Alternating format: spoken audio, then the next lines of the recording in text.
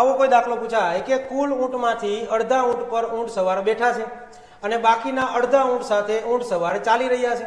જો ચાલનારના પગ 70 હોય તો ઊંટ કેટલા હશે?